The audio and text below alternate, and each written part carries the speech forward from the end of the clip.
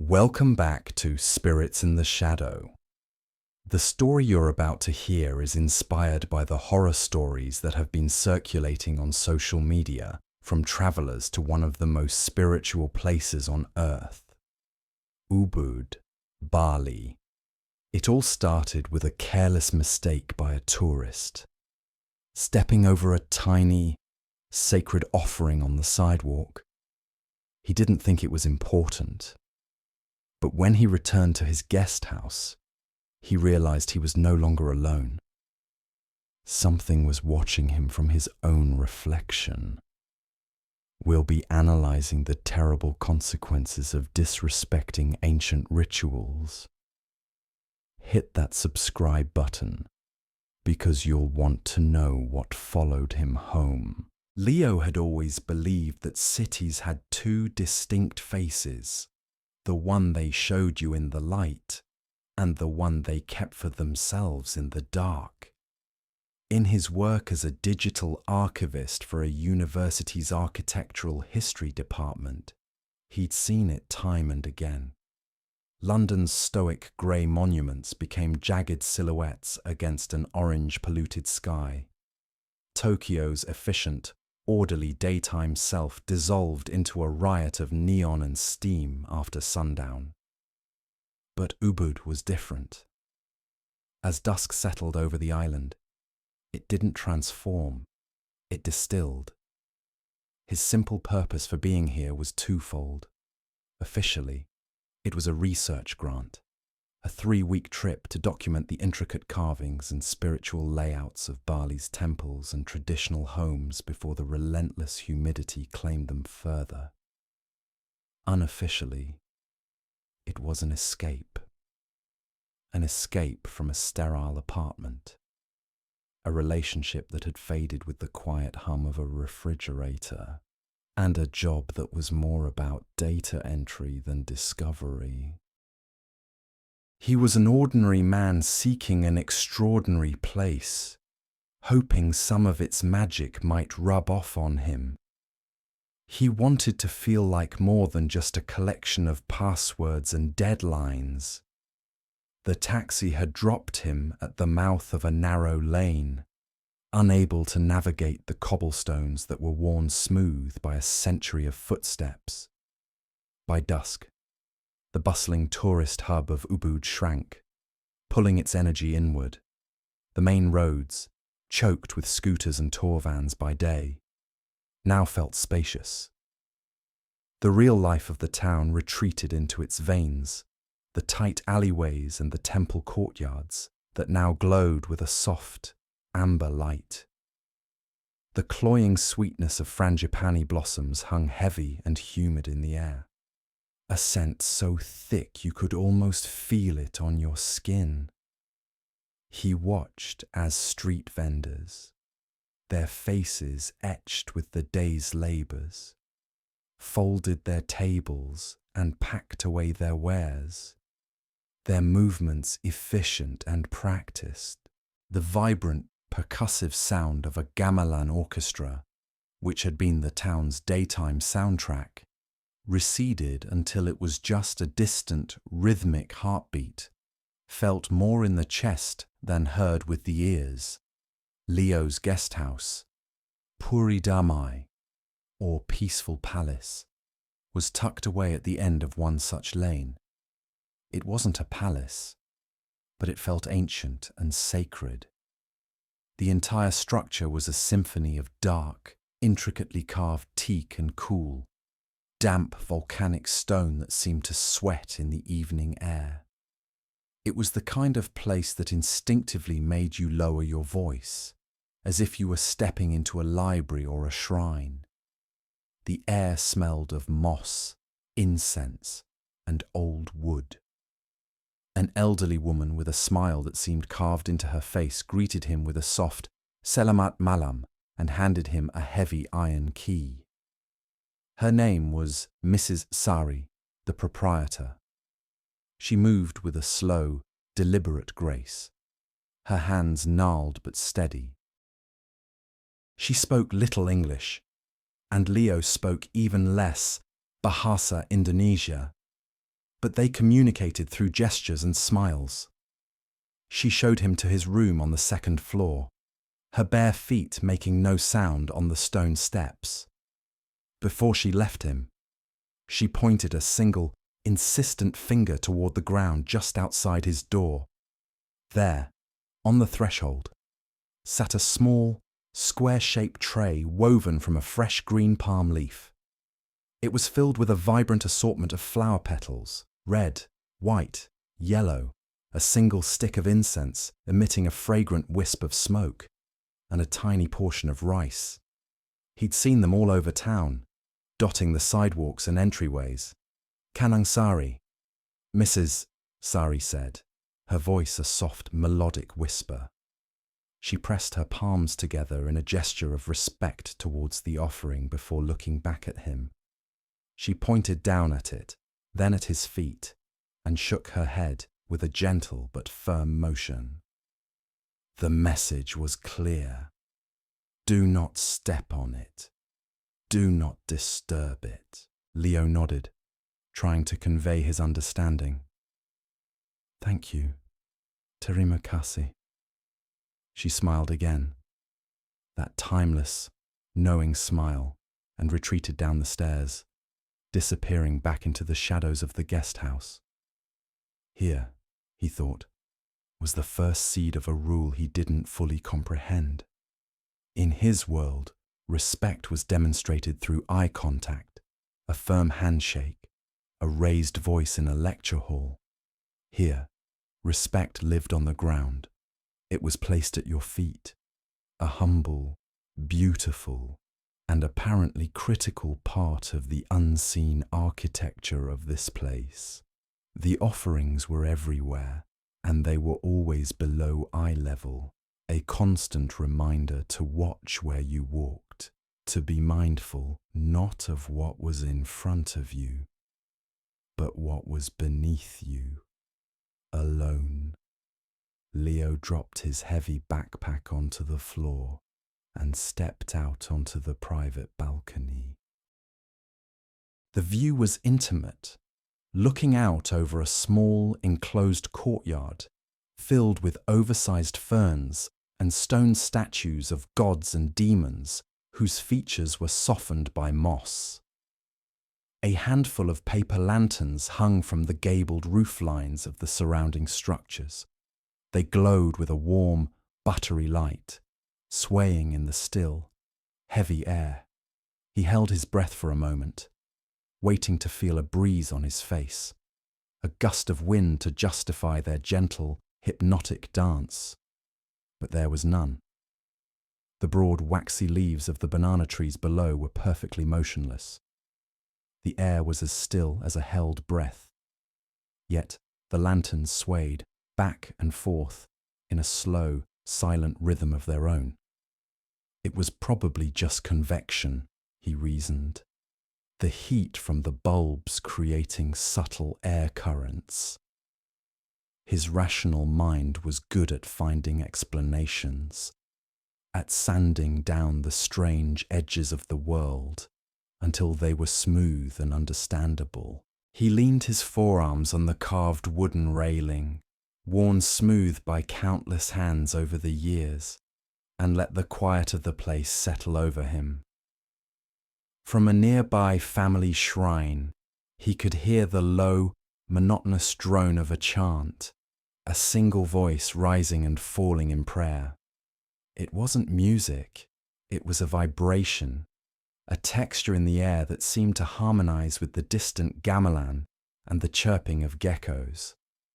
This was exactly what he had come for, a normal, relatable environment for anyone seeking refuge from the noise of modern life. A beautiful, peaceful room in a beautiful, peaceful place. This could be anyone's vacation. This could happen to anyone. After several long minutes of soaking in the atmosphere, he felt the first prickle of sweat on his neck and decided to head inside. He turned from the balcony, his eyes adjusting to the dimmer light of the room. The only illumination came from a single bedside lamp. which cast long, deep shadows that clung to the corners of the space. And that's when he saw it. In the far corner of the room, next to a heavy teak wardrobe, was a shadow. It was tall and unnaturally slender, a stark column of black against the grey stone wall. His brain immediately began to categorize it, to explain it away. It was the shadow of the wardrobe itself, perhaps, distorted by the angle of the lamp. Or it was his own shadow, thrown across the room as he stood in the doorway from the balcony. He took a half step to his left, expecting the shadow to shift, to stretch or shrink as his position relative to the light source changed. It didn't move.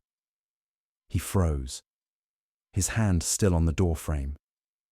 The shadow stayed perfectly, unnervingly still.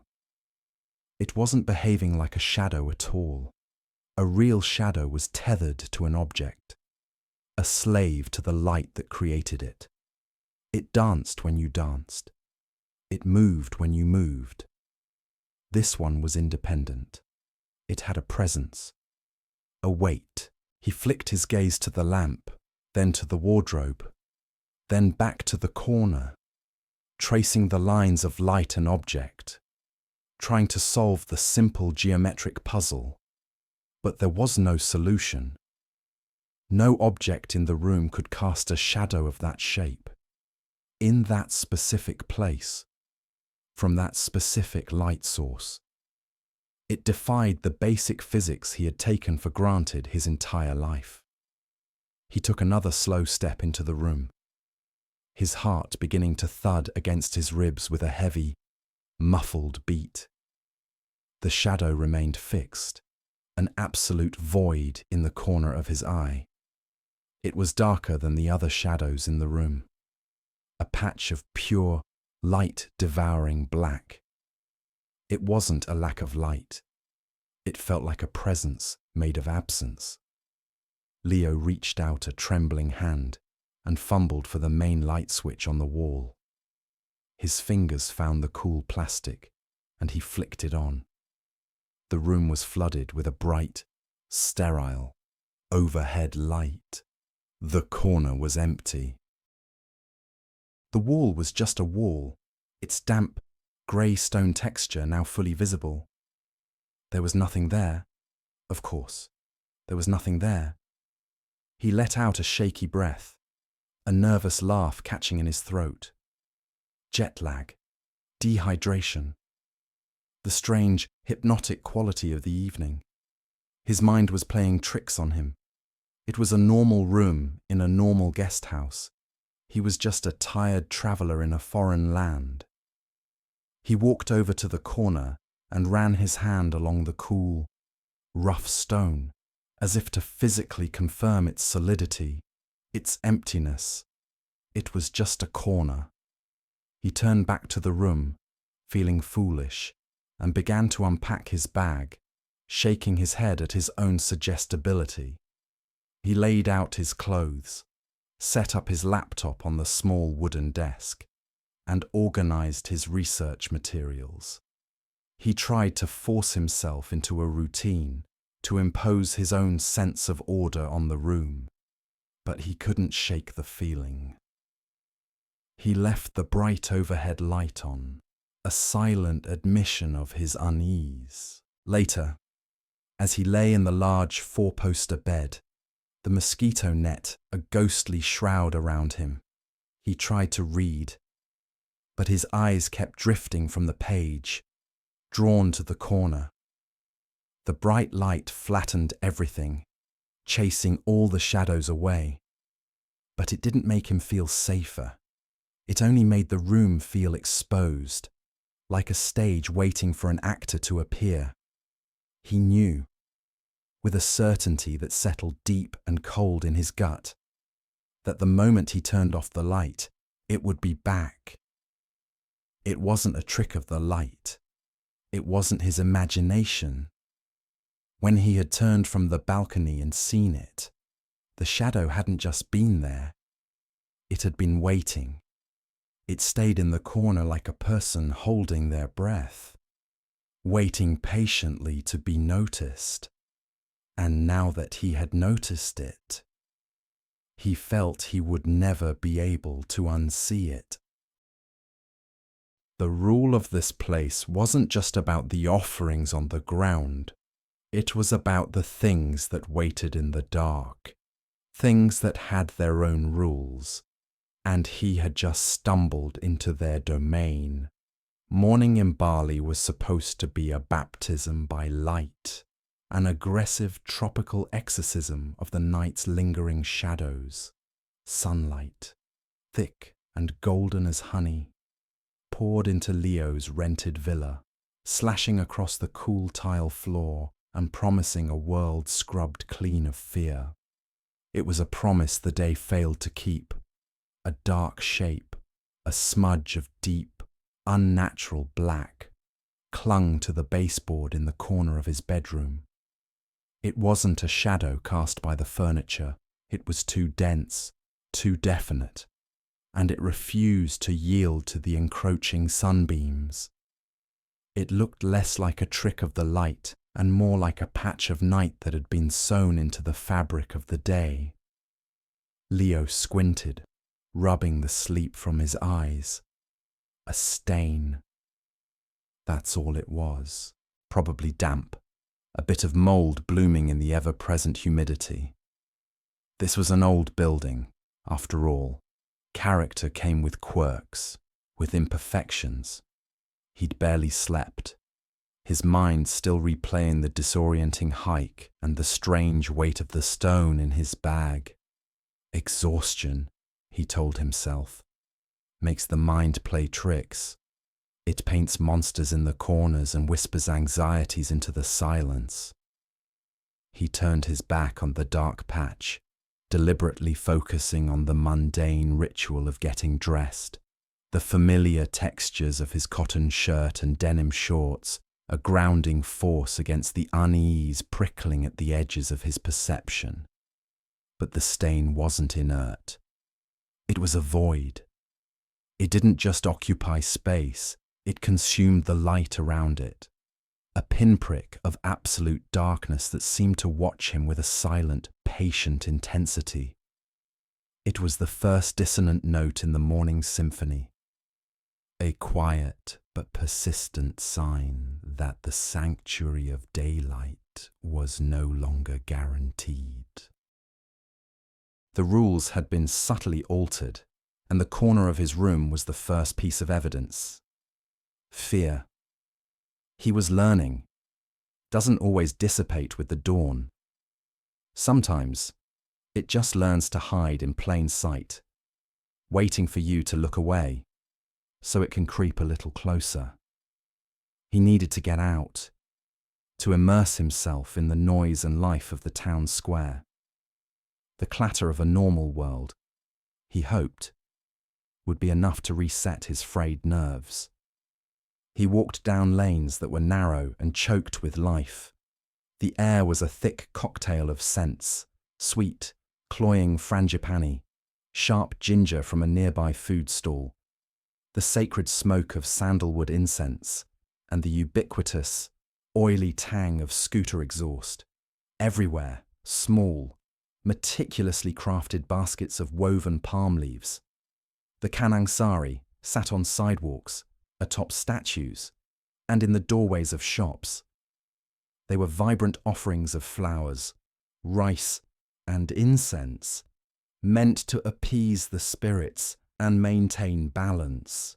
Yesterday, he'd seen them as beautiful, a testament to a deeply spiritual culture. Today, they felt like warnings.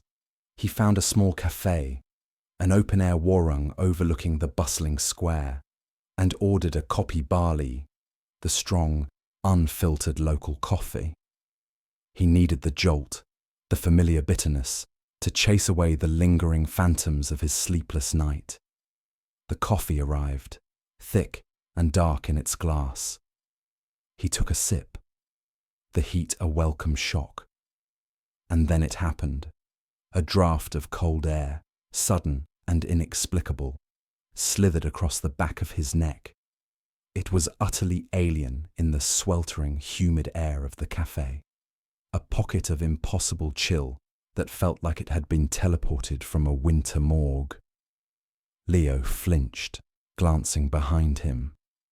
He expected to see a large fan or an ancient, sputtering air conditioning unit. There was nothing, just the open-air archway leading to the street, through which waves of visible heat shimmered. It must have been a fluke, a weird thermal eddy caused by the building's strange architecture. He'd read about such things. Simple physics.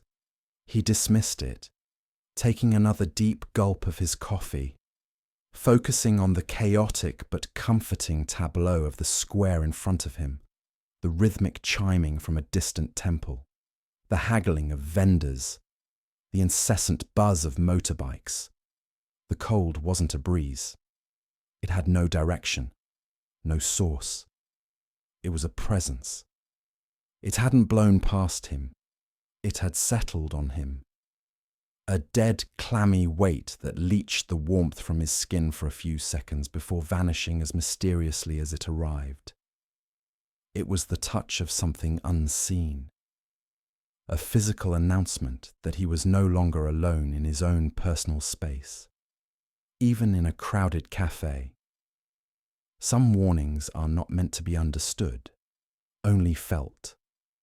They are a primal language spoken to the back of the neck, to the hairs that stand on end for reasons the conscious mind refuses to accept. His gaze drifted back to the offerings scattered around the cafe's entrance. The canang sari, moments before just part of the scenery, now seemed to command his attention. They looked closer. It was a subtle, nauseating shift in perspective, as if the space between him and them was contracting.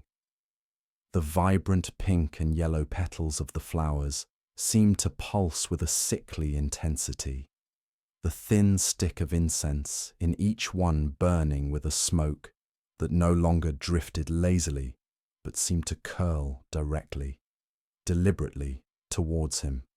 Okay, too much coffee, not enough sleep, he muttered to himself, shaking his head to clear it. It was an optical illusion, nothing more. The strong caffeine, the jet lag, the dehydration. It was a perfect storm for perceptual distortion. His brain was simply misfiring, struggling to process the overwhelming sensory input of this place. He blinked hard, focusing on a single point on the horizon, a technique he used to stave off seasickness. When he looked back, the offerings were just offerings again, small, beautiful, and perfectly still. See? All in his head. The illusion wasn't in his eyes. It was in the world itself. For a moment, the veil between the seen and the unseen had thinned, and the spiritual significance of the objects had bled into their physical reality. The offerings weren't just placating the spirits. They were actively marking territory, drawing a line in the sand, and Leo had just been made acutely aware of which side he was on. They were closing ranks, a silent, beautiful army of flowers and incense arrayed against his presence. When the sacred architecture of a place begins to warp around you, it is not your senses that are failing. It is a sign that you have become a trespasser in a reality far older than your own, wanting to escape the oppressive feeling. Leo paid for his coffee and stepped back out into the chaotic flow of the street. He walked without a destination, just needing to feel the press of the crowd, the anonymity of being one among many. He passed a row of shops selling wooden masks, silver jewelry, and colourful sarongs. He caught his own image in the dark, polished glass of a storefront, and for a half-second he paused, and the world tilted on its axis. His reflection in the window lagged. It wasn't instantaneous. His physical body stopped, but the image in the glass continued to move for a fraction of a second before halting. A delay of no more than 4 or 6 visual frames. It was a sickening, digital glitch effect happening in the analog world, and in that sliver of delayed time, in the space his reflection had yet to occupy. Someone else was there. A figure stood just behind his reflected shoulder, impossibly thin, tall, its form indistinct and wavering like heat haze, its limbs too long, its head a dark oval with no discernible features. A surge of pure adrenaline, cold and sharp, shot through him. He spun around, his heart hammering against his ribs, expecting to collide with someone. The alley behind him was empty, absolutely empty. There was no one there, and nowhere for anyone to have gone so quickly. His breath hitched. It was a trick, a smudge on the glass. A passerby behind him on the street, whose image had momentarily merged with his own in the imperfect, wavy surface of the old window pane. It had to be. He forced a laugh that came out as a choked gasp. He was losing his mind. The heat, the stress, the damn stone. It was all adding up, making him see things. He turned back to the window, staring. But now his reflection was perfectly normal, mocking him with its instant, faithful mimicry. There was no smudge on the glass. The alley was a dead end. In that fractional moment of temporal disconnect, Leo had seen what was tethered to him.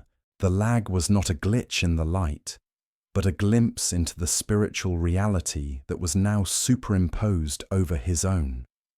The thin figure was not a stranger. It was his new, silent companion, the entity he had disturbed, and it was letting him know that it was close enough to touch.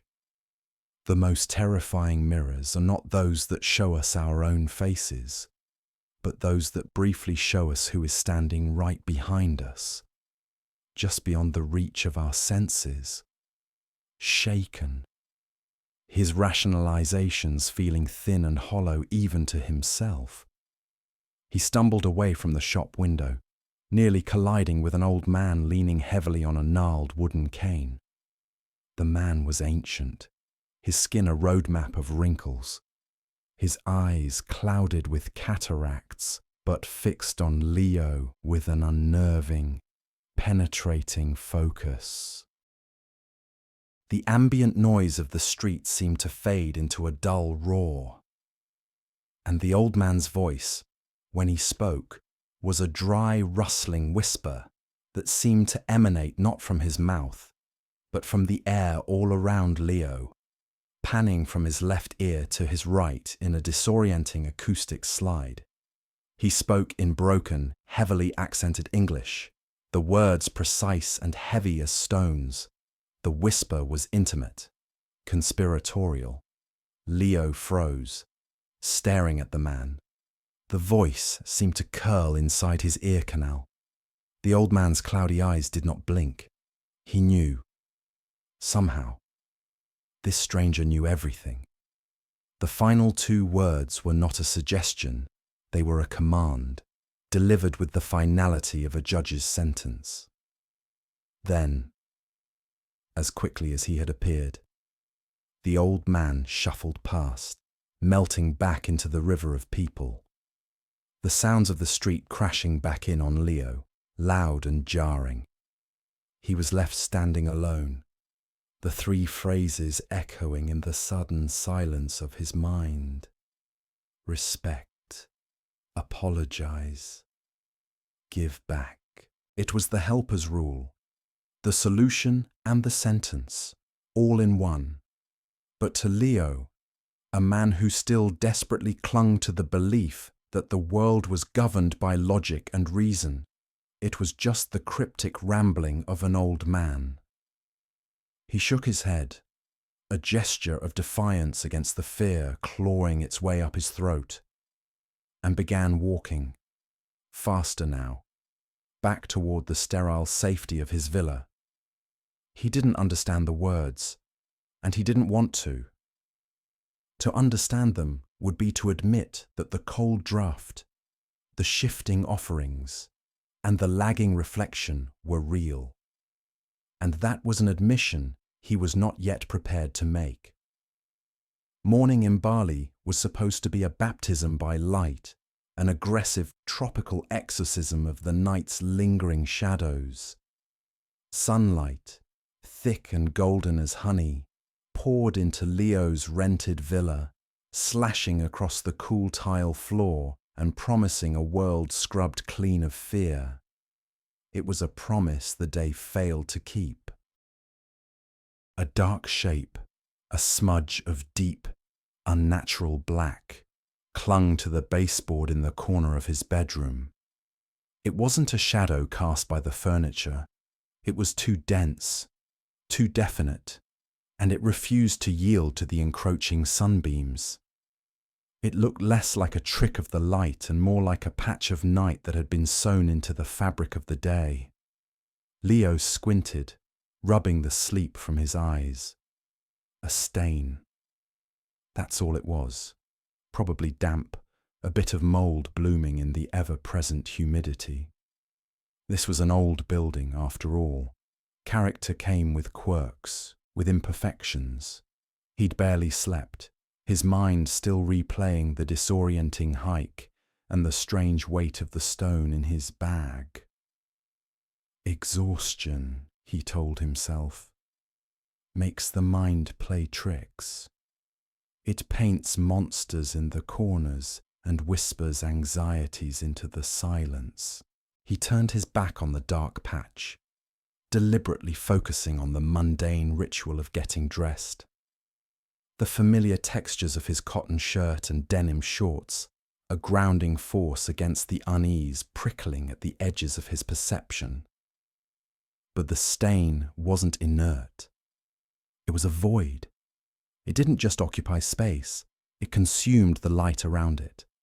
A pinprick of absolute darkness that seemed to watch him with a silent, patient intensity.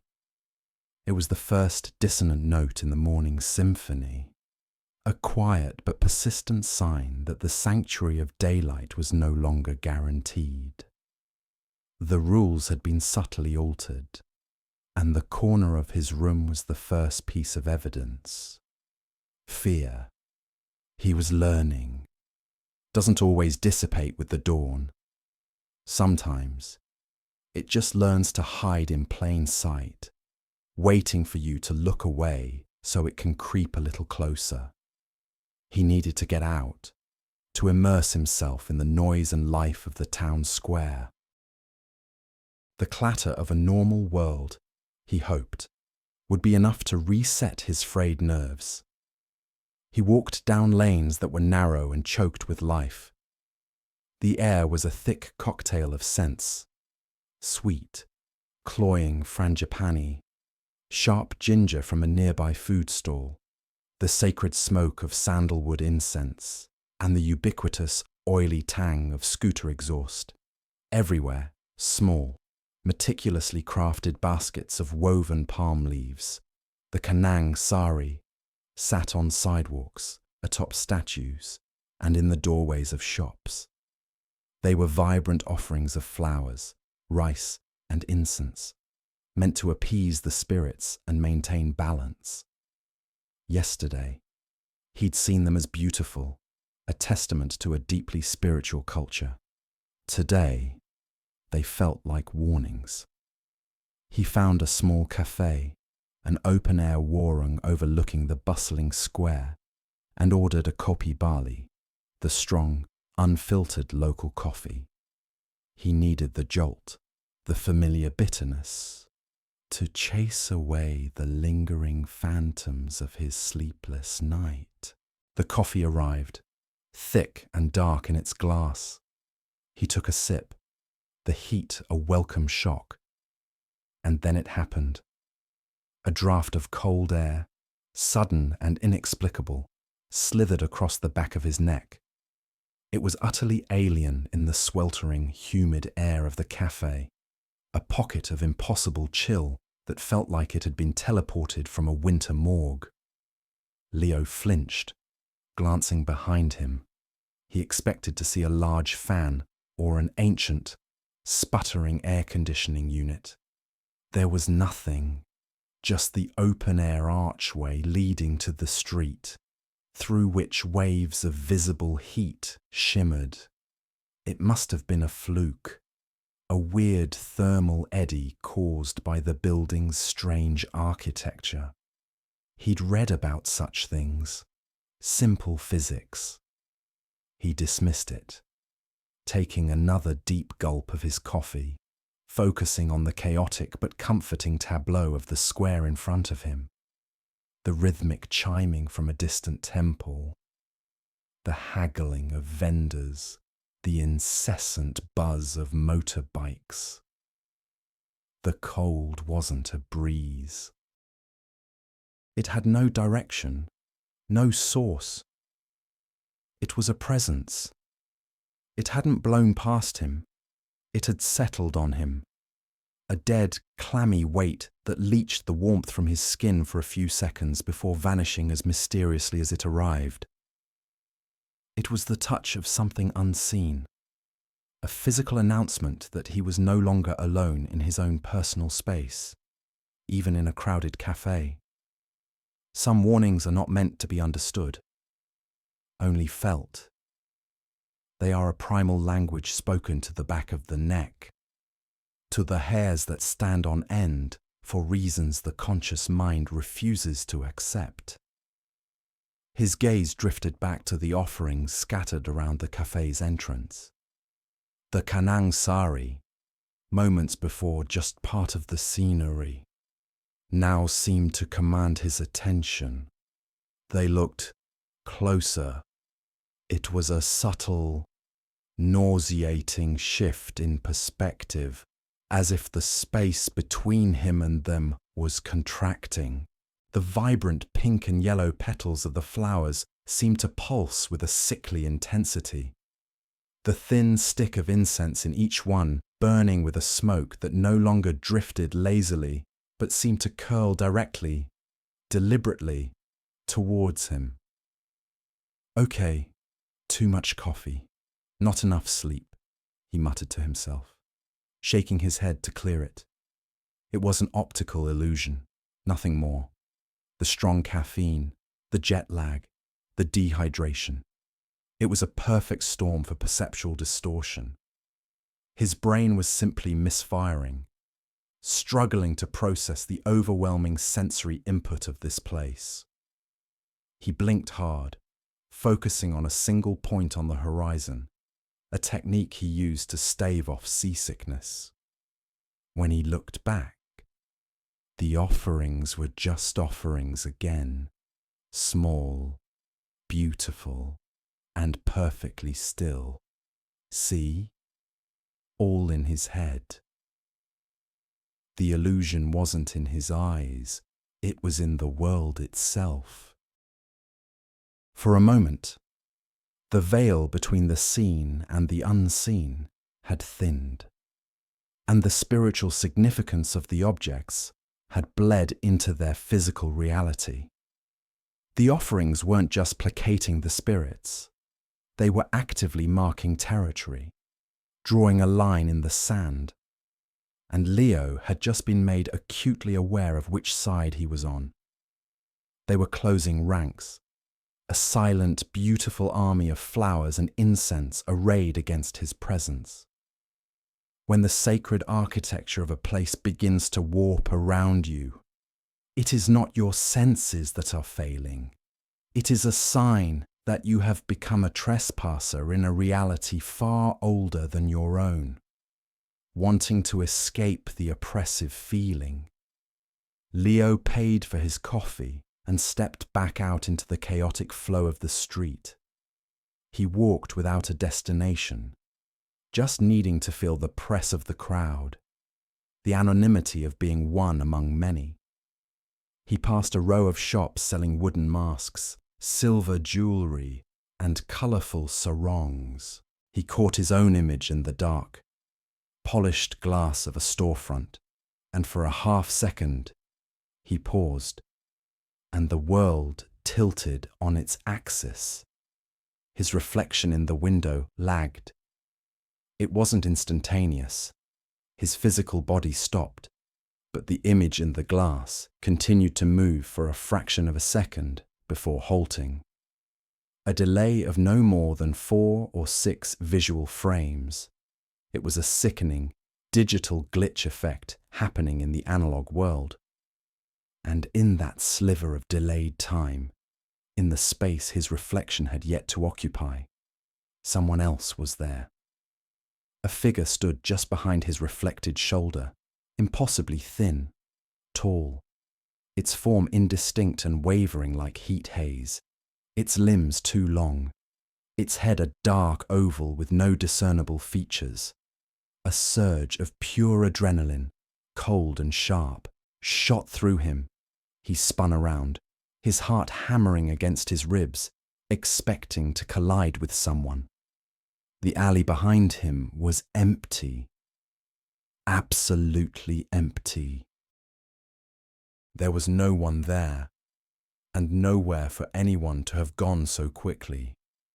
His breath hitched. It was a trick, a smudge on the glass. A passer-by behind him on the street whose image had momentarily merged with his own in the imperfect, wavy surface of the old window pane. It had to be. He forced a laugh that came out as a choked gasp. He was losing his mind. The heat, the stress, the damn stone. It was all adding up, making him see things. He turned back to the window, staring. But now his reflection was perfectly normal, mocking him with its instant, faithful mimicry. There was no smudge on the glass. The alley was a dead end. In that fractional moment of temporal disconnect, Leo had seen what was tethered to him. The lag was not a glitch in the light, but a glimpse into the spiritual reality that was now superimposed over his own. The thin figure was not a stranger. It was his new, silent companion, the entity he had disturbed, and it was letting him know that it was close enough to touch. The most terrifying mirrors are not those that show us our own faces, but those that briefly show us who is standing right behind us, just beyond the reach of our senses. Shaken, his rationalizations feeling thin and hollow even to himself, he stumbled away from the shop window, nearly colliding with an old man leaning heavily on a gnarled wooden cane. The man was ancient, his skin a roadmap of wrinkles, his eyes clouded with cataracts, but fixed on Leo with an unnerving, penetrating focus. The ambient noise of the street seemed to fade into a dull roar, and the old man's voice, when he spoke, was a dry, rustling whisper that seemed to emanate not from his mouth, but from the air all around Leo, panning from his left ear to his right in a disorienting acoustic slide. He spoke in broken, heavily accented English, the words precise and heavy as stones. The whisper was intimate, conspiratorial. Leo froze, staring at the man. The voice seemed to curl inside his ear canal. The old man's cloudy eyes did not blink. He knew. Somehow. This stranger knew everything. The final 2 words were not a suggestion. They were a command, delivered with the finality of a judge's sentence. Then, as quickly as he had appeared, the old man shuffled past, melting back into the river of people, the sounds of the street crashing back in on Leo, loud and jarring. He was left standing alone, the three phrases echoing in the sudden silence of his mind. Respect. Apologize. Give back. It was the helper's rule, the solution and the sentence, all in one. But to Leo, a man who still desperately clung to the belief that the world was governed by logic and reason, it was just the cryptic rambling of an old man. He shook his head, a gesture of defiance against the fear clawing its way up his throat, and began walking, faster now, back toward the sterile safety of his villa. He didn't understand the words, and he didn't want to. To understand them would be to admit that the cold draft, the shifting offerings, and the lagging reflection were real. And that was an admission he was not yet prepared to make. The flight away from the island was an exercise in forced tranquility. Leo kept his headphones on, the volume loud enough to drown out the engine's drone and the frantic monologue in his own head. He had done what was required. He had knelt, humbled himself, and rebuilt the small shrine he had so carelessly desecrated. The apology, whispered into the humid temple air, had felt inadequate. Yet the immediate aftermath had offered a sliver of peace. The oppressive weight in his hotel room had lifted. The malevolent shadow had receded from the corners of the mirror. And for the first time in days, his own reflection had looked back at him without a stranger's coldness in its eyes. He had called it a victory, a fragile one, thin as rice paper, but a victory nonetheless. The final unsettling image, a fresh canang sari by the roadside, its incense smoke clawing against the wind as if to mark his departure. He filed away as a final, parting shot, a reminder, not a threat. Now, a week later, in the sterile, air-conditioned anonymity of his high-rise apartment hundreds of miles away, that memory felt like a lifetime ago. The city was a fortress of logic and steel, a place where ancient spirits and vengeful guardians had no currency. Here, the only ghosts were the digital trails left on servers and the echoes of traffic 19 floors below. He had thrown himself back into his work, coding for 12-hour stretches, his mind occupied with clean, predictable logic. Normalcy was his new religion, and routine was its prayer.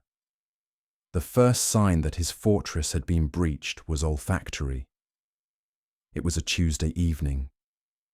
A sudden, cloying scent of frangipani blossoms filled his living room. It was potent, as if a bushel of them had been crushed under his nose. He froze, fingers hovering over his keyboard. His windows were sealed, the air purifier humming softly in the corner. There were no flowers in his apartment, no scented candles, no air fresheners.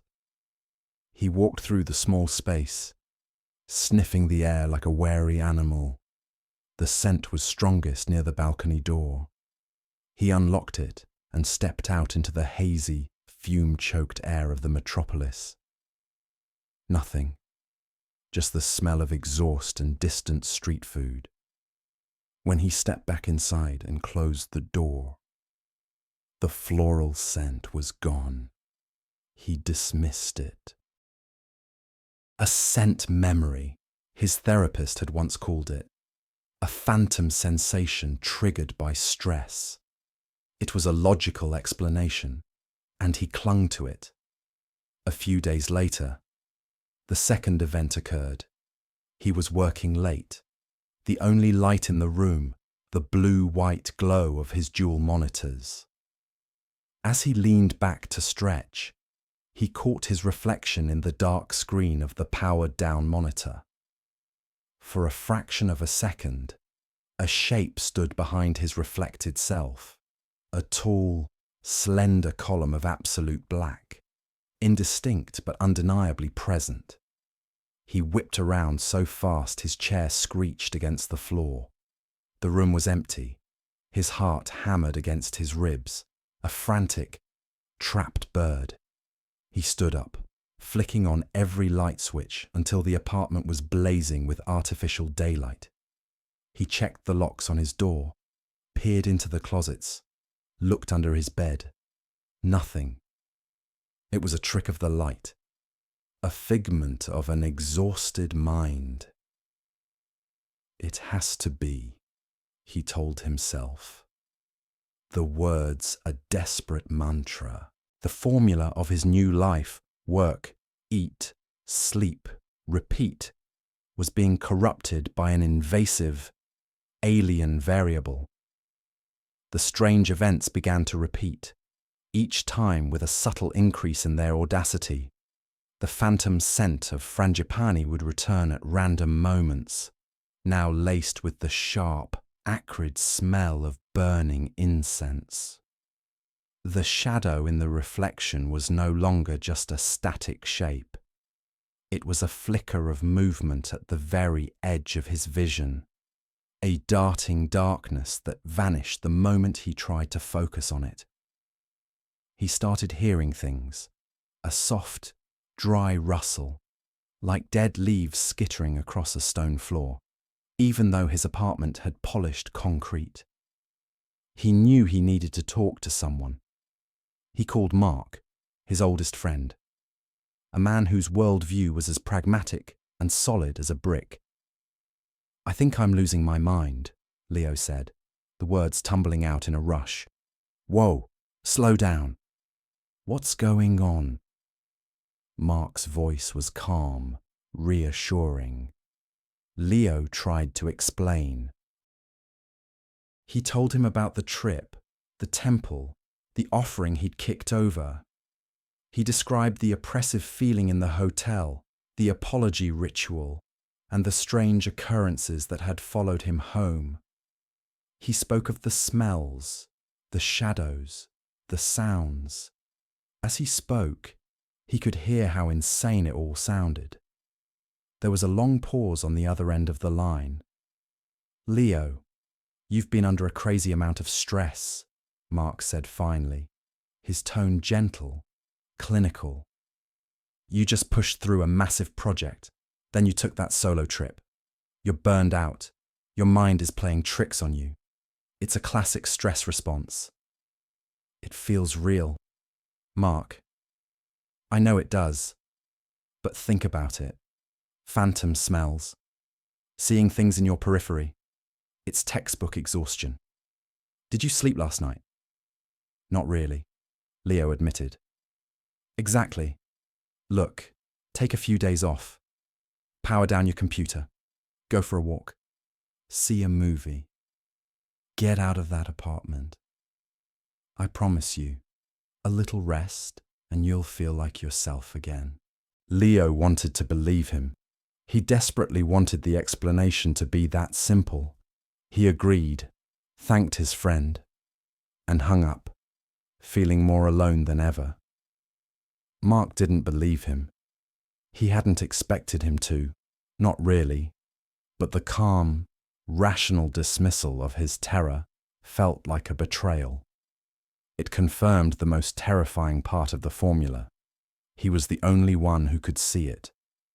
The intensity did not wane. It escalated. One morning, he woke up to find a small, perfectly constructed canang sari sitting on his balcony. He lived on the 19th floor. There was no access to his balcony from any other unit. It was a small, woven palm leaf basket, filled with vibrant petals, red, white, yellow, and a single stick of incense, unlit. Cold dread, pure and undiluted, washed through him. This wasn't a phantom smell or a trick of the light. This was a physical object, an impossible. physical object. He stared at it for a full minute, his mind refusing to process the sight.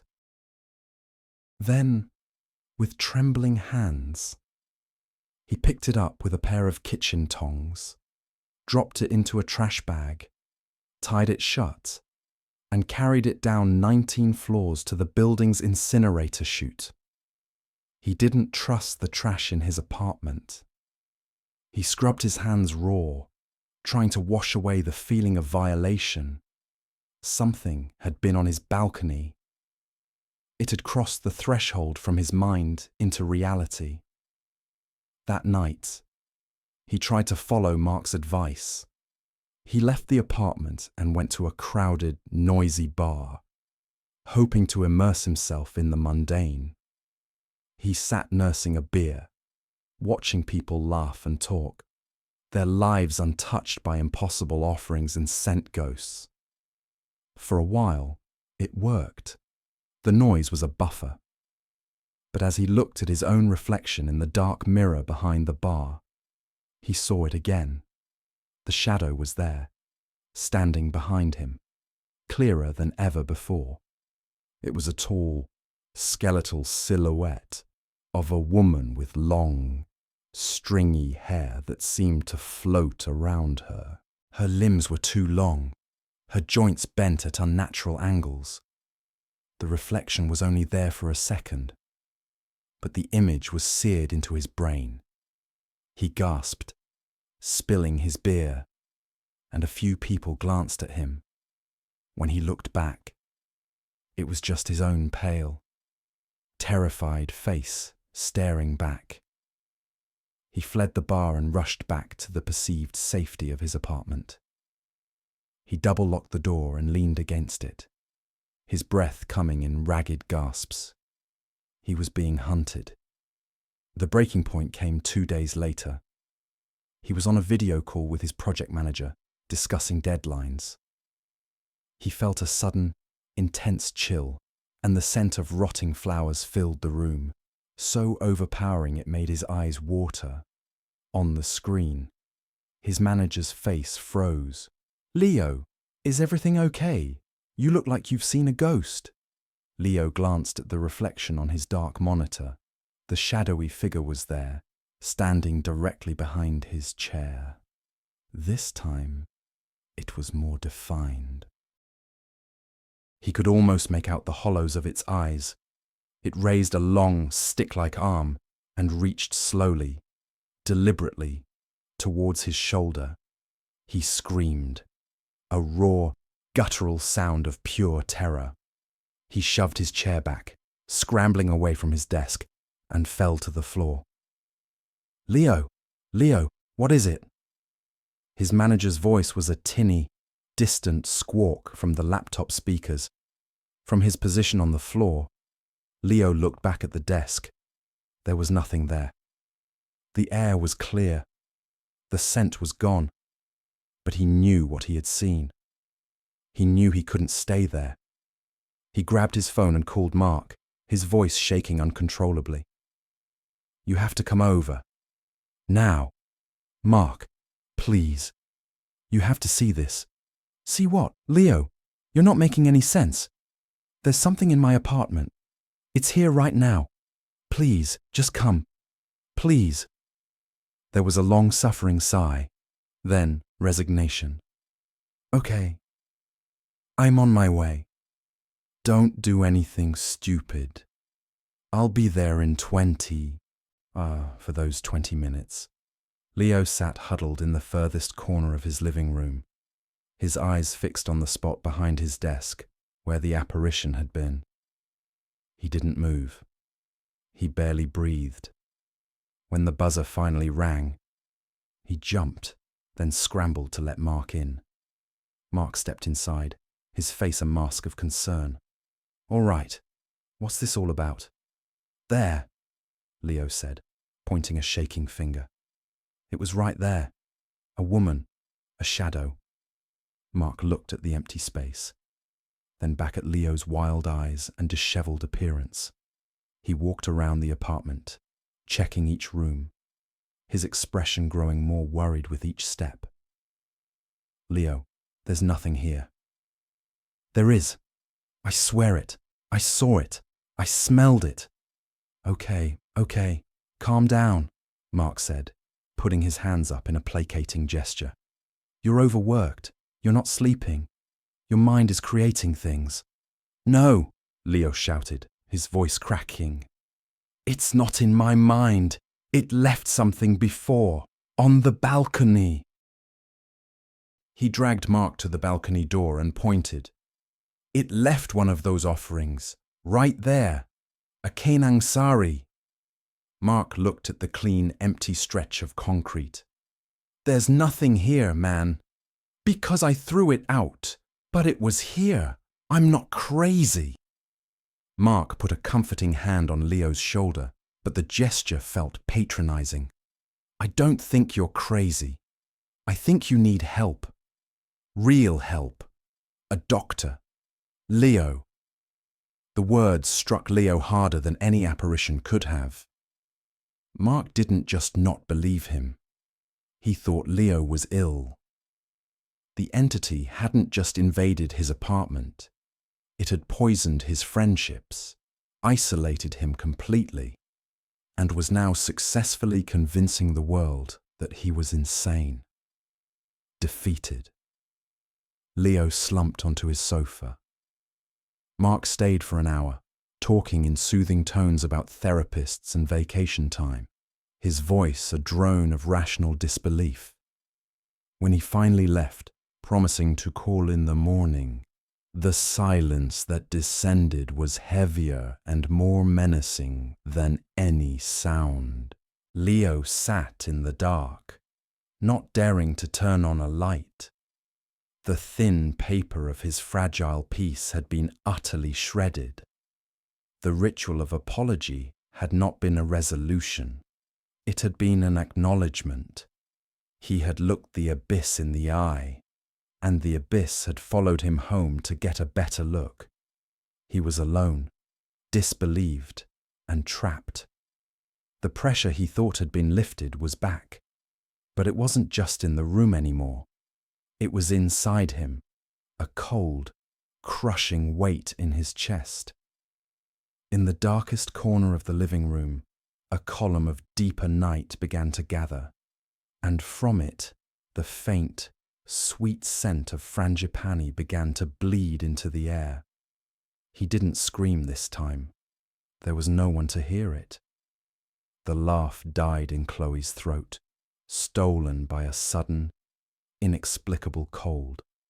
The tip of her finger, where it had made contact with the papier-mâché head of the ogo-ogo, tingled with an electric numbness, as if she had touched a live wire. The vibrant, chaotic energy of the Tawur Kasanga ceremony seemed to warp around her. The thrumming of the gamelan drums suddenly syncopating with the frantic beat of her own heart. For a fleeting second, the wall of sound from the crowd receded, leaving her in a pocket of chilling silence. In that vacuum, she thought she heard something else, a dry, whispering rustle, like dead leaves skittering across stone, coming from within the towering effigy she had just touched. She pulled her hand back as if burned, stumbling away from the bamboo platform. It was just a statue, a magnificent, terrifying work of art, but a statue nonetheless. The torchlight was playing tricks on her senses, the sheer scale of the effigy overwhelming her perception. She tried to force another laugh, to shake off the sudden, primal dread that had coiled in her stomach. But the sound wouldn't come. Her eyes remained fixed on the demon's face. Its painted fangs seemed to glisten, and its bulging, grotesque eyes, once just carved and painted wood, now held a horrifying depth. They weren't looking at the crowd anymore. They were looking at her.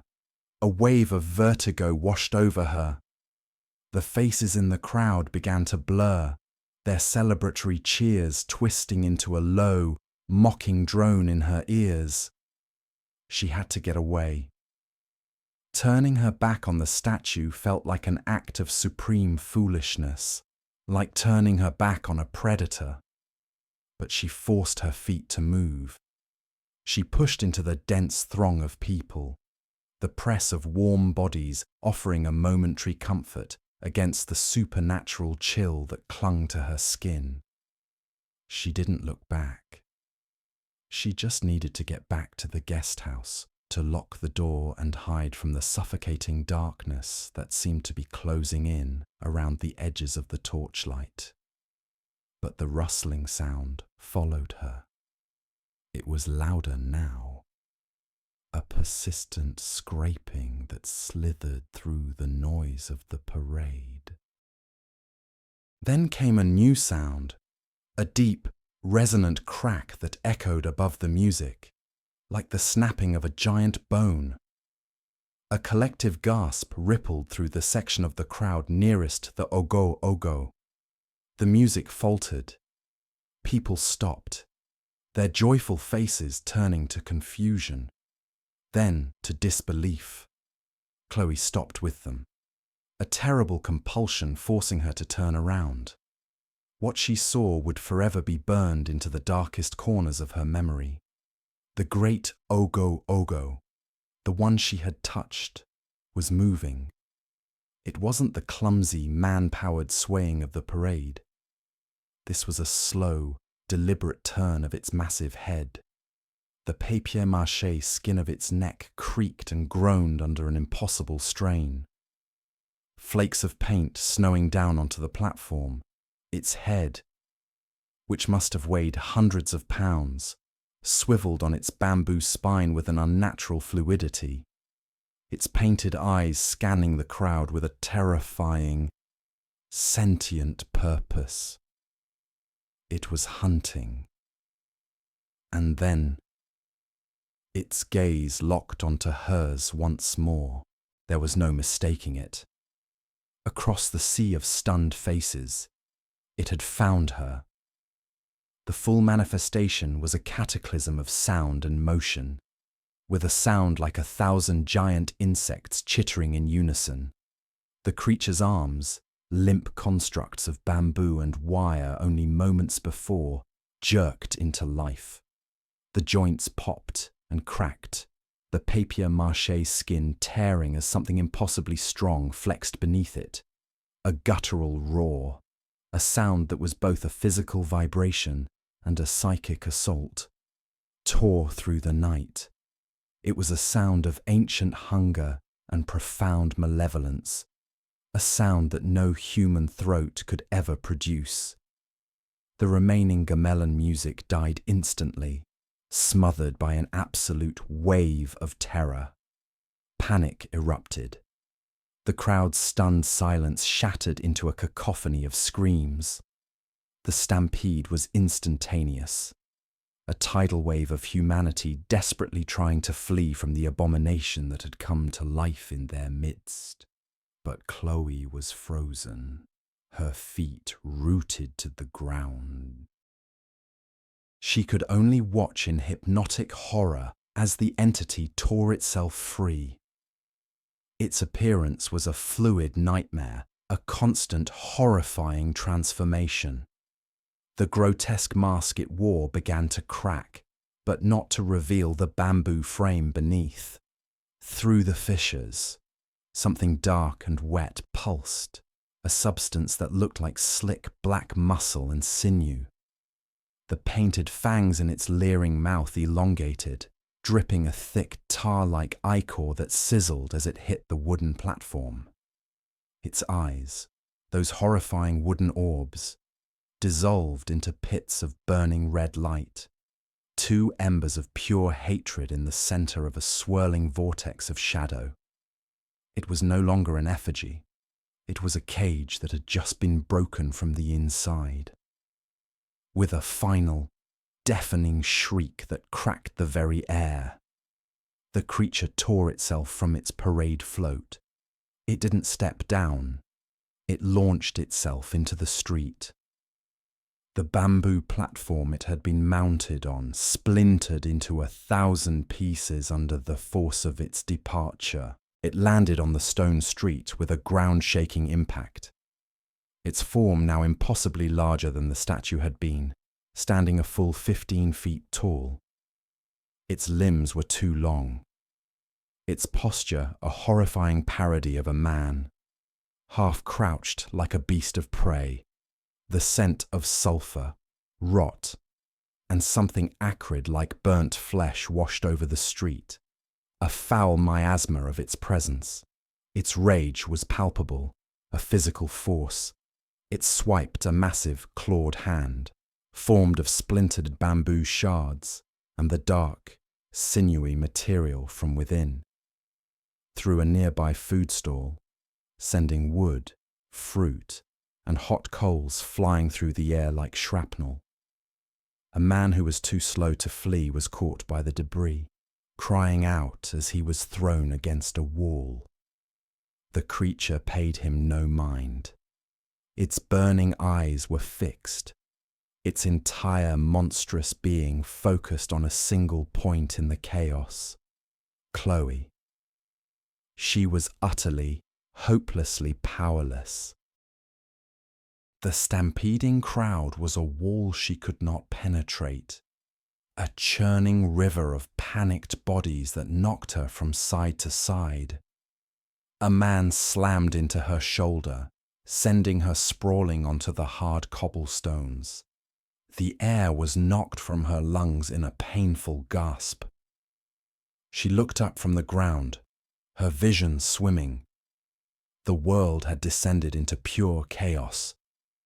People were screaming, tripping over each other, their faces masks of sheer terror. The torches had been knocked over, and small fires were starting to lick at the abandoned stalls and decorations. And through it all, the creature was coming for her. It moved with a terrifying, loping gait, its heavy footfalls shaking the very ground beneath her. It ignored the screaming people who scrambled to get out of its path, sometimes batting them aside like flies, but never diverting its course. It was a missile of pure demonic intent, and she was the target. Scrambling backward, Chloe pushed herself up. Her hands scraped raw and bleeding. Her legs felt like lead, her muscles screaming in protest, refusing to obey. A scream was trapped in her throat, a choked, silent sob of absolute terror. She was alone. The locals who had murmured their warnings were gone, lost in the stampede, consumed by a fear she was only now beginning to understand. She was the outsider, the fool who had laughed, who had touched, who had broken a rule she hadn't known existed. She had drawn its attention. She finally found her footing and tried to run, but there was nowhere to go. The street was a bottleneck of fleeing bodies. She was pushed and shoved, her desperate attempts to escape thwarted at every turn. She glanced over her shoulder. It was closer now, so much closer. She could see the unnatural way its body was held together, the twitching of the dark muscle under its torn paper skin. She could hear the wet, rasping sound of its breath. She was shoved hard from behind and fell again, this time crashing against the cold stone base of a temple gate. She was cornered. The flow of the crowd parted around her, leaving her isolated in a small, terrible clearing. It was just her and the monster. It stopped a few yards away, its immense form blocking out the moonlight, casting her in a suffocatingly deep shadow.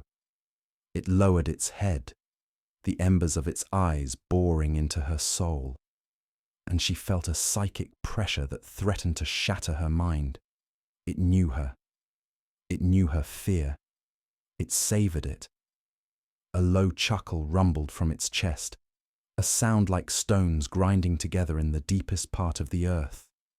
Slowly, deliberately, it raised one of its massive, clawed hands. The splintered bamboo tips were stained with that black, viscous fluid.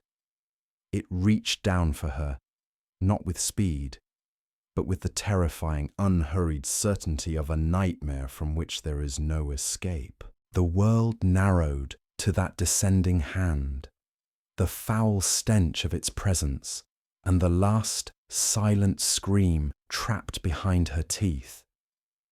If you want to see what happens to Chloe, hit that subscribe button and turn on notifications so you don't miss the next chapter. What do you think the creature is? Let me know your theories in the comments below. The villa's truce with daylight was a fragile, fleeting thing. Ben had once found comfort in its sun-drenched corridors and the way the tropical light softened the heavy, carved teak furniture. Now, he saw the day for what it was, a brief, shallow breath before the house truly inhaled. The moment the sun bled out behind the volcanic peaks, the architecture shifted. The air grew dense, charged with a listening stillness, and the house began its nightly performance. It started subtly, a series of weird beats that chipped away at the foundation of his reality. The first was the mirror lag. Standing before the grand, gilt-framed mirror in the hallway, his reflection would hesitate for a split second, a digital hiccup in an analog world. He'd raise his hand, and his mirrored self would follow a heartbeat too late, its eyes holding his, with a knowing stillness that felt both alien and accusatory. He tried to dismiss it as fatigue, a trick of the low, ambient lighting, but it was consistent, a nightly punctuation mark on his slow descent into fear. Then came the object drift. A hand-carved soapstone turtle on a bookshelf would be angled slightly differently than he remembered. A cushion on the rattan sofa would bear a faint impression, as if someone had just risen from it. He'd leave a glass of water on the nightstand, perfectly centered on a coaster, only to wake and find it sitting precariously on the edge. Beads of condensation weeping onto the polished wood. These were gashes in the fabric of normalcy, too small to prove to anyone else, but large enough for his sanity to slip through. The whispers followed the drift. They were never clear words, just sibilant, directional hisses that coiled in the corners of his hearing.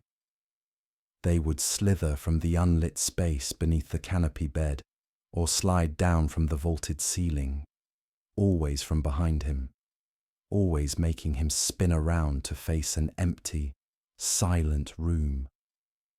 They were the sound of secrets, of old resentments given faint, venomous voice. Tonight, the performance escalated. The overture was over. Ben was standing in the main living area, the oppressive humidity of the Balinese night clinging to his skin like a shroud. He felt a peculiar pull, a magnetic summons towards the massive mirror hanging over the cold, stone hearth, as if being reeled in by an invisible line. He took a step, then another. His focus narrowed, the world outside the tarnished gold frame dissolving into a meaningless blur. It was exactly like the editing note he once imagined for a film, a slow, inexorable track-in, the camera lens becoming his own eyes, pushing closer, closer, into the dark, reflective glass. That's when the sound began. It wasn't a noise he heard with his ears, but one he felt in his bones. A deep, Resonant vibration pulsed up through the stone floor, a grinding, dragging shudder that resonated in his chest cavity. It was a low-frequency hum, the kind of sound that rattles teeth and tightens the gut, the unmistakable, visceral sound of heavy, rusted chains being scraped across unforgiving stone. He scanned the room, his heart hammering a frantic rhythm against his ribs. There were no chains. The floor was bare, polished obsidian. Yet the sound was everywhere, a physical presence, a monstrous entity dragging its unseen weight through the foundations of the house. He forced his gaze back to the mirror, and the illusion of his own reflection shattered. His face flickered and dissolved, replaced by a procession of others. They were pale, translucent, their features twisted in silent agony. A woman with impossibly wide eyes, her mouth a perfect, black O of a scream that made no sound. A young man, his face a mask of terror, tears carving clean tracks through the dust on his spectral cheeks. They appeared and vanished, one after the other, trapped souls cycling through their final horrific moments. Their prison, the silvered plane of the mirror. They weren't ghosts in the house, they were ghosts in the glass. Ben stumbled back, a choked cry dying in his throat. He collided with a small table, sending a brass incense burner clattering to the floor.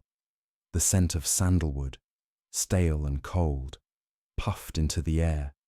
He watched, mesmerized by terror, as the thin plume of residual smoke did not dissipate.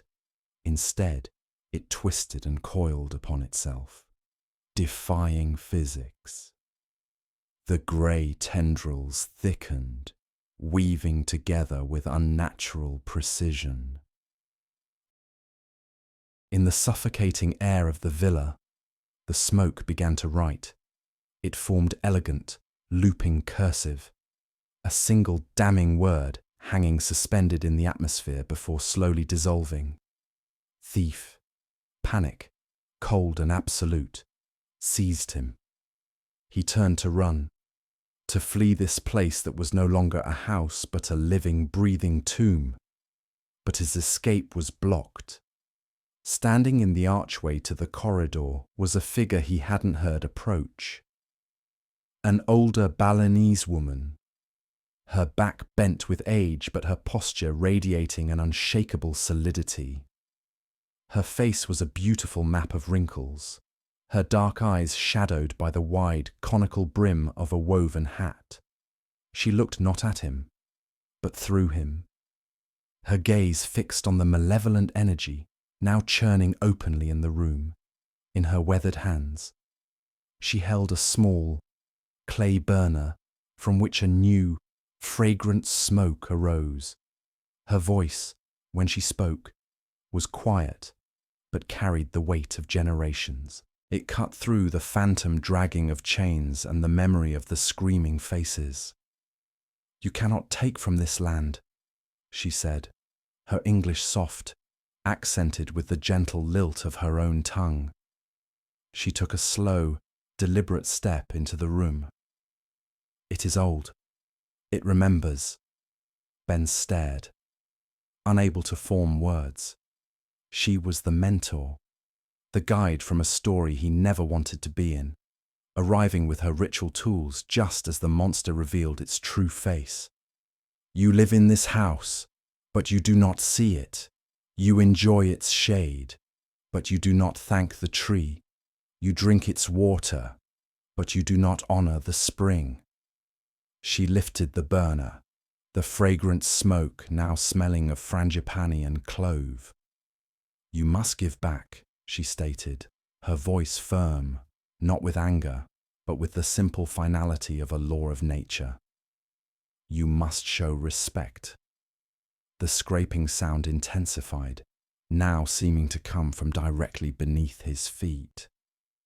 The air grew frigid.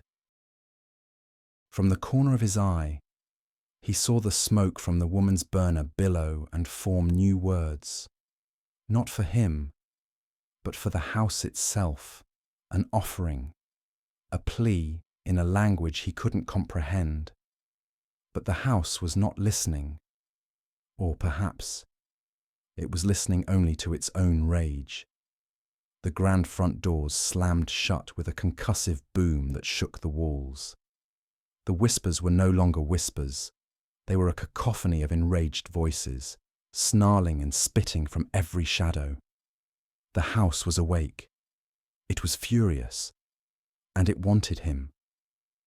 The old woman's eyes finally met his. In their depths, he saw not a promise of salvation, but a confirmation of his doom. "It is too late for offerings," she said, her voice now barely audible over the din. "Go, Lari, run." That one word broke the paralysis. It was permission to embrace the terror and use it as fuel. He didn't think. He didn't pack. The life he had built here was ash. He scrambled for the back of the villa, towards the kitchen and the flimsy door that led to the gardens.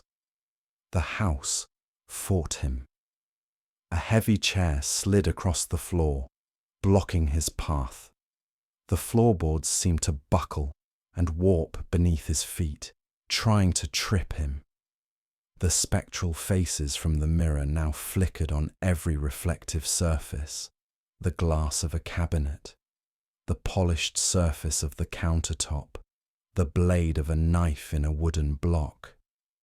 He fumbled with the latch on the kitchen door, his fingers clumsy and numb. The chain dragging sound was deafening now, right behind him, the sound of his own judgment being dragged up from the depths.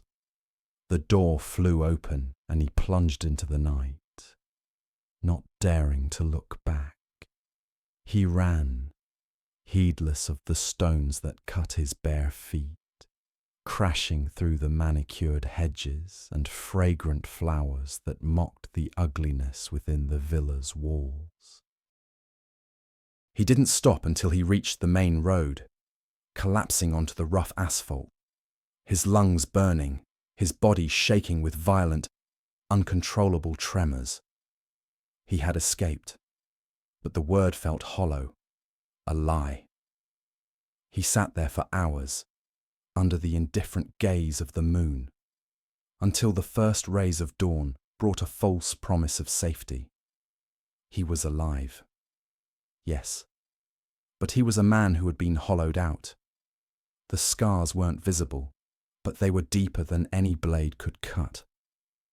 For the rest of his life, he would never be able to look at his own reflection without a flicker of fear, forever searching for the lag, for the hint of another face staring back from just behind his own. The low hum of a refrigerator or the distant scrape of a neighbour dragging a trash can would send a jolt of ice through his veins.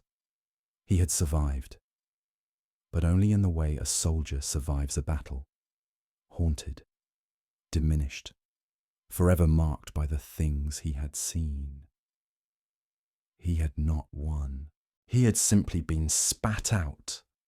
A piece of gristle the breathing villa had chosen not to swallow. The final reflection broke Chloe. It wasn't a monster that stared back from the hallway mirror, not a ghoul with a twisted mouth or hollow eyes. It was herself, but a version of her sculpted by profound, bottomless grief. The face in the glass was pale and gaunt, tears tracing clean paths through a fine layer of dust, as if she had been crying for a century. Her own eyes were dry. Her own face was merely tight with terror. But the reflection wept, its silent, agonized sobs shaking a frame that did not exist. The illusion was so complete, so emotionally resonant, that Chloe felt the phantom sorrow in her own chest, a cold, heavy stone of a grief that was not hers. This was the spirit's new tactic, not to frighten her with horror, but to drown her in its own despair. She fled the villa, driving without a destination, her knuckles white on the steering wheel. The polished surfaces of the car's interior were a new landscape of fear. Every gleam of chrome, every dark window, held the potential for that weeping face.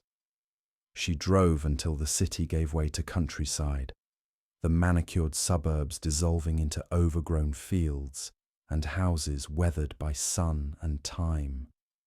An instinct she couldn't explain made her turn down a dusty lane toward a small, unassuming house where smoke curled from a chimney and a hand-painted sign offered spiritual counsel. It was here she met Mrs. Lan. The old woman's eyes, deep-set and cloudy with age, seemed to look past Chloe's skin and directly at the shivering soul within. She didn't ask for an explanation. She simply poured 2 cups of bitter green tea, the steam rising between them like a temporary veil.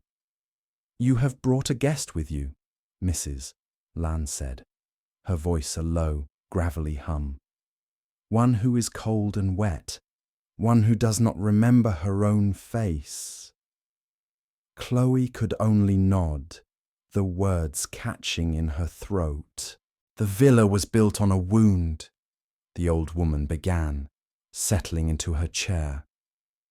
"A place of memory that the earth refuses to forget. Long before the concrete foundation was poured, there was a well there, and before the well, there was a girl." Mrs. Lan's gaze drifted to a point beyond the walls of her small home, as if she were reading from a scroll only she could see. She told Chloe the story of May, a girl who had lived and died on that land more than 100 years ago. May was renowned for a beauty so pure it was said the moon itself would shy away. Her world was one of soft silks, admiring glances, and the promise of a brilliant future. A wealthy merchant from the city had seen her and become instantly enchanted, promising marriage, a life of luxury, and a love that would be the envy of all. He gifted her a small, ornate hand mirror framed in silver, so she might never forget the face he adored. Her reflection became her world, Mrs. Lan explained. She saw her value in it, her future. The merchant's promises were the air she breathed, and the silver mirror was the proof. As the story unfolded, the disjointed fragments of Chloe's terror began to click into place, forming a mosaic of sorrow. The merchant, of course, was a liar. His words were hollow, a means to a fleeting conquest. He disappeared as quickly as he had arrived, leaving behind nothing but a shattered promise and the silver-framed mirror. May's world collapsed. When she looked into the mirror, she no longer saw a beautiful bride-to-be, but a fool. Her reflection became a source of torment, the face a reminder of her shame. "The whispers you hear in the empty rooms," Mrs. Lan said, her eyes locking onto Chloe's. "The faint sighs that sound like the wind. That is the echo of her heartbreak. She wanders the halls, whispering the promises he made to her, trying to understand why they were broken."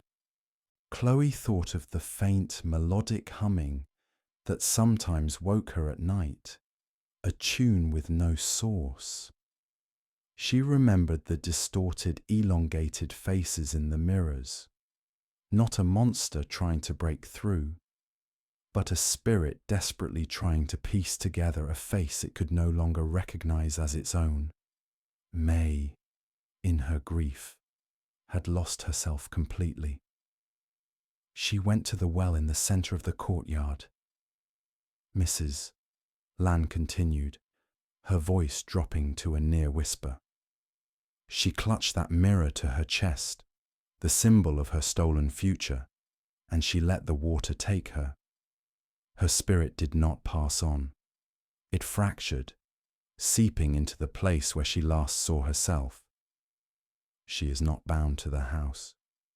Child, she is bound to the reflection itself. She is in the glass, the polished steel, the standing water after a rain. She is a memory looking for a face, and she has chosen yours. Every clue now made a sickening amount of sense. The inexplicable pools of water on the tile floors were the tears of the well itself, a residual haunting of the place she died. The sudden, bone-deep chill that permeated the villa was the cold of the deep water where her body had lain. The way the mirrors would fog over without reason was the phantom breath of her last, watery gasp for air. The spirit wasn't trying to possess Chloe in a violent act of malice. It was a drowning soul trying to cling to a life raft. It was an act of desperate, lonely longing. It wanted to borrow her face to remember its own. She does not wish to harm you, Mrs. Lan clarified, leaning forward. She wishes to merge with you. She believes that if she can fully inhabit your reflection, she can live the life she was denied. But in doing so, she will erase you. Your reflection will weep with her sorrow until you have no sorrow of your own left, only hers. What do I do? Chloe asked, her voice trembling. How do I fight it? You cannot fight sorrow, the old woman corrected gently. You must honor it and let it go. You cannot banish her, for she is part of the land now. But you can give her what she lost, and in doing so, persuade her to rest. You must perform the returning ritual. It is an offering, an apology for a pain that was not your fault, but has now become your burden. Mrs. Lan gave her the instructions. They were simple, steeped in an ancient sympathy. She was to go to the courtyard, the place where the well once was. She needed to offer flowers, the most beautiful she could find, for the beauty May had lost. She needed to offer a bowl of uncooked rice, a symbol of the nourishment and family life she never got to have. And she needed to burn incense, not to drive the spirit away, but to purify the memory, to create a sacred path for a lost soul to follow toward peace. When you perform the ritual, Mrs. Lan warned, her grip on Chloe's hand suddenly firm. You must not show fear. She has fed on your terror because it is a powerful emotion, much like her own despair. You must show only pity. You must see her not as a ghost, but as the girl she was. You are not cleansing a house. You are comforting a child's weeping heart. This is the key. Chloe returned to the villa as dusk was settling, the long shadows stretching across the lawn like grasping fingers. The air was thick and cold, heavy with an expectant silence. This time, however, she didn't feel like prey.